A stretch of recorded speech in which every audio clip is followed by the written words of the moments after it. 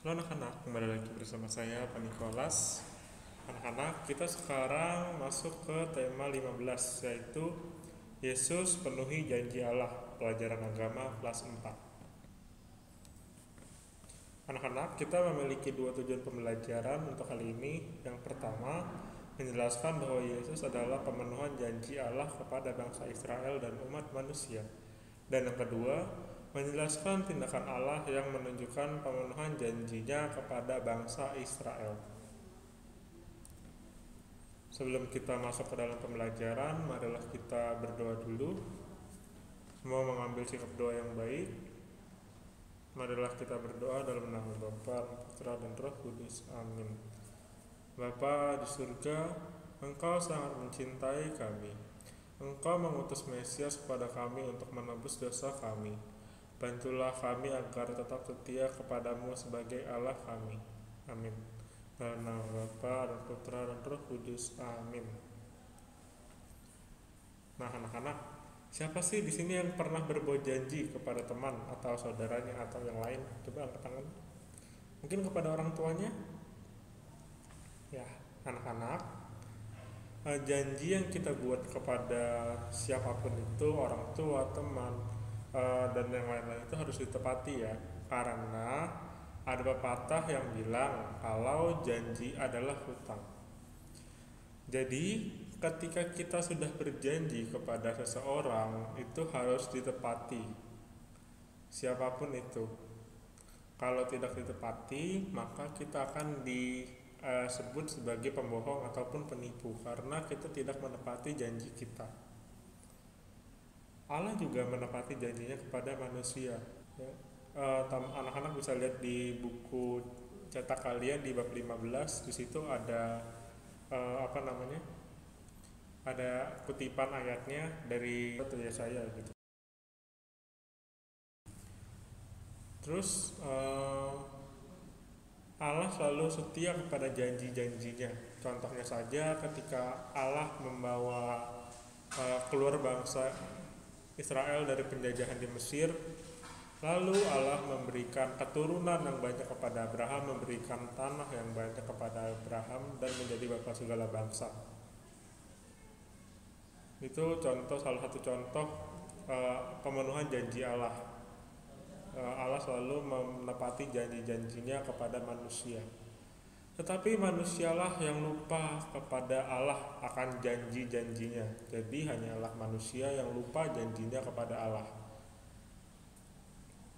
Allah berjanji untuk memberikan Mesias untuk menebus dosa-dosa manusia. Dan hal itu ditepati dalam diri Yesus. Anak-anak, ini ada video, diperhatikan ya.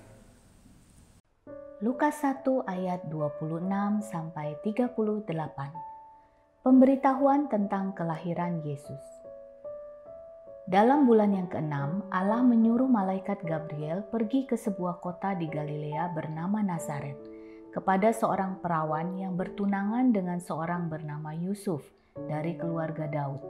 Nama perawan itu Maria. Ketika malaikat itu masuk ke rumah Maria, ia berkata, "Salam, hai engkau yang dikaruniai, Tuhan menyertai engkau." Maria terkejut mendengar perkataan itu, lalu bertanya di dalam hatinya, apakah arti salam itu? Kata malaikat itu kepadanya, "Jangan takut, hai Maria, sebab engkau beroleh kasih karunia di hadapan Allah. Sesungguhnya engkau akan mengandung dan akan melahirkan seorang anak laki-laki, dan hendaklah engkau menamai dia Yesus. Ia akan menjadi besar dan akan disebut anak Allah yang Maha Tinggi. Dan Tuhan Allah akan mengaruniakan kepadanya tahta Daud, bapa leluhurnya.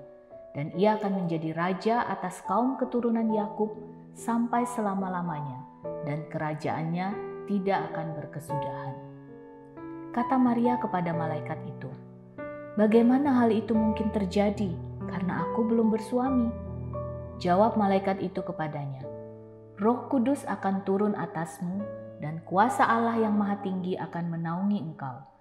Sebab itu anak yang akan kau lahirkan itu akan disebut Kudus, anak Allah. Dan sesungguhnya Elisabet sanakmu itu Ia pun sedang mengandung seorang anak laki-laki pada hari tuanya, dan inilah bulan yang keenam bagi dia yang disebut mandul itu. Sebab bagi Allah tidak ada yang mustahil. Kata Maria, "Sesungguhnya aku ini adalah hamba Tuhan. Jadilah padaku menurut perkataanmu itu." Lalu malaikat itu meninggalkan dia.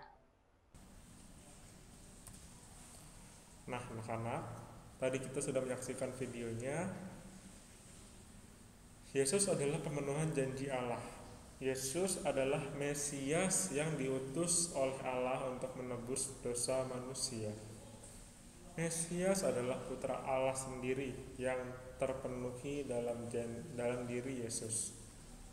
Jadi Allah menjanjikan Mesias kepada bangsa Israel untuk membebaskan mereka dari segala perbudakan, segalanya deh, dari semuanya. Allah menjanjikan Mesias kepada bangsa Israel, dan hal itu terpenuhi dalam diri Yesus. Kalau kita sudah berjanji, maka haruslah ditepati. Kalau tidak menepati janji, maka kita dikatakan sebagai pembohong.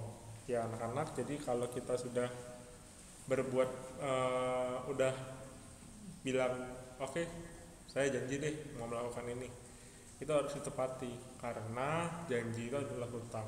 Kalau kita tidak menepati janji, maka sama saja kita berhutang. Maka sudah sepantasnya kita menepati janji yang sudah kita buat ya anak-anak, pada siapapun itu. Nah, penugasan sudah ada di Edmodo, jangan lupa dikerjakan. Dan saya juga masih menunggu tugas-tugas lainnya, jangan lupa dikerjakan juga ya anak-anak. Oke, doa penutup. Semua mengambil sikap doa yang baik. Marilah kita berdoa dalam nama Bapa, Putra, dan Roh Kudus. Amin. Ya Bapa, terima kasih karena Engkau telah mengutus Yesus sebagai pemenuhan janji-Mu. Berilah kami rahmat-Mu untuk dapat menepati janji kami kepada siapapun. Demi Kristus Tuhan dan pengantara kami. Amin. Bapa, Putra, dan Roh Kudus. Amin. Sampai jumpa semuanya. Dadah.